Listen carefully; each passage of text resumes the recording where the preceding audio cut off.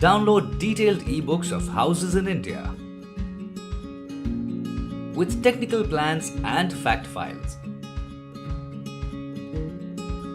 Subscribe to Buildofy.com and download one ebook free.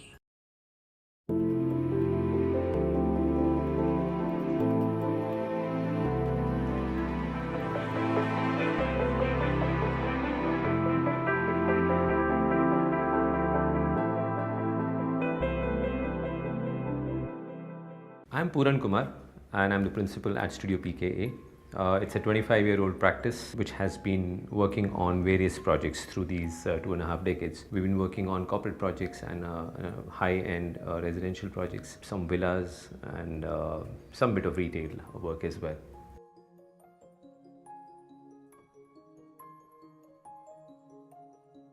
So the client happens to be a very well-known filmmaker in the country. So they are in that creative zone where they were always looking for a place away from Bombay, and to be able to have a place where he can write and she can edit films, and they can basically spend time with nature and along with themselves. The site is in a place called Pavana. It's by Pavana Lake, which is a huge man-made water body. So that's the water body as we speak. And on the one side of it is Pavana Dam, and it has 3 forts: Lohagarh Fort, Tungi Fort and Tikona Fort. And our site is right here above Pavana Dam. That's the site that we have sitting on a hill. It's a 9-acre plot, and it's a huge strip which is narrow and descending onto one side. So if you see this kind of land which has got sloping incline onto this side, we have this as the north, and so that's the east, and so towards west and west and south the land slopes down towards the water. So we have the water body on this side. So the site was a 9-acre plot, for which we needed to make sure that in order to manage this, we divided it into 2 parts, where this piece of land, which was flattish, was chosen as where the house would be, since it was facing the lake. And this is the part where we built a boundary in order to get the service block as well as the main house inside. If I was to show this to you in section, this is the top of the hill, and it went down with a little flattish patch here, going down with a road here, and then the lake with the dam standing tall here. If you see this in section, this is the water body, and the orientation of our site, which is primarily from this point till this point, was all towards the water body and the 2 forts. And this is the patch where we decided to actually build the house and have the best view as well as the least disturbance to the hill. It was evident that we would need to have the plan which starts to relate with the view in the surround. So the objective was to build as many spaces with an experience of the view of the lake as well as the forts in the distance. So we initially had the entire composite form of the house, where we had the bedrooms, the living dining spaces and the main entrance from the northeast side, and the guest block a little detached in order to give them privacy. But of course the obvious objective was to have an orientation towards the water. As we went along, we realized that we had got the basic spaces in place, but for some reason the project did not take off for some years. We waited for the project to start building, and then much later, when this plan had been devised, it had been worked out in the last decade, and when we went on to actually start with the construction, many years had passed. They had grown as people. The children had grown, they had their own spaces that they could possibly look at, and as we got into the process of finalizing the plans to go onto the site, we realized that it may not be a bad idea if we could try and bring in a certain element of privacy as well as identity to the various zones. In which case, we managed to get the guests their own block, which is away from the living and the dining block. The living block, which we call the L block, got its own identity as the day spaces, and the K block became the kids block, and M block for the masters. What that did, the moment we managed to in a way explode the plan, we automatically invited the spaces to become interactive and available for the landscape to come into the house. We also in the process ensured that there was a good flow of elements like breeze and visuals of the spaces in the distance.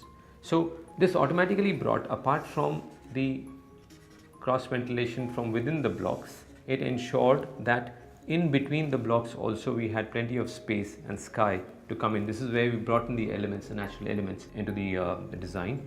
And these green patches, like this space, is called the Angan, and that ensures that everyone from various blocks can come in for this interactive space. This space actually is an open air area which gives a lot of interactive possibilities within the families, and this one between the guests and the owners of the house. Of course, the most important part here was the swimming pool, because that's something people look forward to going and experiencing.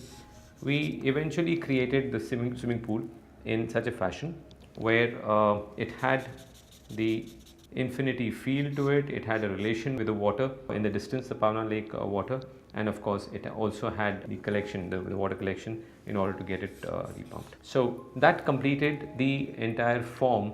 So we have a lot of elements that I could talk about, but some of the specific elements of the design actually are oriented towards bringing the nature inside the house. So we've tried to create, for example, if this is the master block where we do have terraces and balconies, and a staircase block which is also within the house, now within the M block, we have created a small little patch, a green patch, which actually becomes integral to the entire M block living experience. So as you're going up the staircase, you will see that there's a nice green patch which is open to sky, and on both levels of M block it relates with the exterior, as well as it brings in a nice green atmosphere inside M block. Likewise, in the guest block, we initially started designing the bathrooms on the fringes, but they were kind of linked with the spaces, the bedroom spaces. So if these are the bedrooms and we had the bathrooms touching them, we just created a little distance between the guest blocks and the bathrooms, thereby bringing in an open to sky green element here. So this actually is a nice garden which has a small little pathway that connects the bedroom to the bathroom, and you go through a hint of sky before you enter the bathroom spaces. So that's how we brought in the nature here.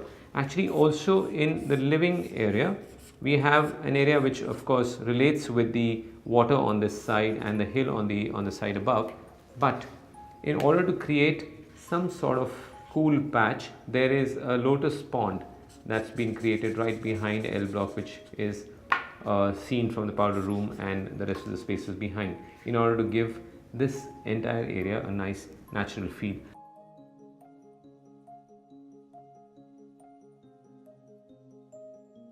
In terms of materiality, we've used wood as a client, as well as us. We love to express the warmth through wood. So the overhangs that you see outside the house have wooden frames and wooden columns. Of course, we've not gone with the wooden frame for the house and the roof because of the extensive amount of rain that is there in that zone, and we could not possibly have waterproofed the house with just the wooden frames and the mangrove tiles. So we use terracotta as the roof tiles. That is also translated as a material in the semi-open spaces outside, in the verandas and the decks. So there's earthy nature of the flooring, the feel outside the house, in the house as well as on the roof. The flooring has been done in stone all through. It's rough stone, limestone, which has been used in various earthy hues, as you can see, and it has been spread across. As far as the specific accents are concerned, we've used exposed brickwork to show some areas differentiated from the main areas. Like in the kids block, you have the extensions to the rooms which have been created in exposed brickwork. The vestibule that is open to sky in the M block is treated in exposed brickwork, so on and so forth. So primarily the entire color palette is earthy. The entire material palette happens to be as organic, as natural as possible.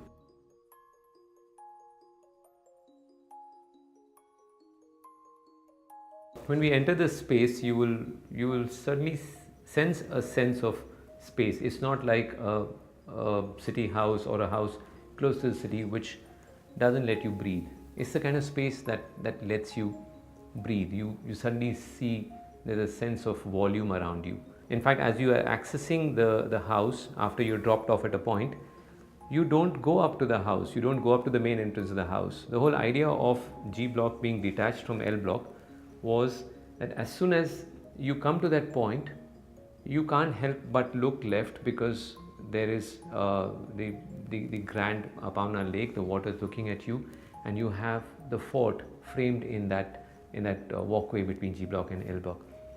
That to me, and I told the clients this before planning this, would become the main entrance of the house. Once of course you're inside, the objective was that since it's that kind of a site, we did not want to keep people indoors, didn't want to give them the feeling that they are indoors. So there are large openings looking out at wonderful views towards the forts, the dam, the water. Of course on the backside also of the hill, which is beautiful, especially during the rains. It's green and it's lush and it's covered with clouds, and it's in that sort of a zone. The house that actually is designed outside in rather than inside out.